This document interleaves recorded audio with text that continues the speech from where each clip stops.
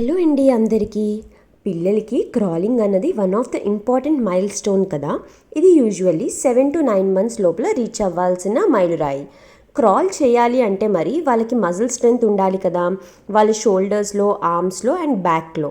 దానితో పాటు వాళ్ళు పాకరడానికి మనం వాళ్ళకి అవకాశం ఇవ్వాలి, అంటే వాళ్ళకి క్రాల్ చేయడానికి ఎంకరేజ్ చేయాలి. కొన్ని యాక్టివిటీస్ చేయిస్తే వాళ్ళకి మజిల్ స్ట్రెంగ్త్ పెరిగి త్వరగా పాకురుతారు. ఆ యాక్టివిటీస్ అండ్ టిప్స్ ఏంటో ఇప్పుడు చూసేద్దాం. వీడియోలోకి మనం ఫర్దర్ దూసుకొని వెళ్ళిపోయే ముందు మీరు కనుక నా ఛానల్కి కొత్త అయితే వీడియో మొత్తం చివరి వరకు చూసి మీకు నచ్చినా ఉపయోగపడుతుందని అనిపించినా లైక్, సబ్స్క్రైబ్ చేసుకోండి. ఫస్ట్ యాక్టివిటీ ఏమో పుషప్స్. దీనివల్ల అప్పర్ బాడీ మజిల్ స్ట్రెంగ్త్ అవుతాయి, సో పాకడానికి హెల్ప్ అవుతుంది. సెకండ్ యాక్టివిటీ ఏంటి అంటే ఇలా వాళ్ళ చేతులు మోకాళ్ళ మీద ఉంచి ముందుకు వెళ్ళడం నేర్పండి, కొంచెం అలా తోస్తూ. నెక్స్ట్ యాక్టివిటీ ఏంటి అంటే ఇలా ఏదైనా బొమ్మ కానీ వస్తువు కానీ వాళ్ళకి దగ్గరలో పెట్టండి. అప్పుడు వాళ్ళు అది పట్టుకోవడానికి ట్రై చేస్తారు, ఆ క్రమంలో ముందుకు వెళ్తారు. బొమ్మ కానీ వస్తువు కానీ మరీ దూరంగా పెట్టద్దు, మరీ దగ్గరగా పెట్టద్దు.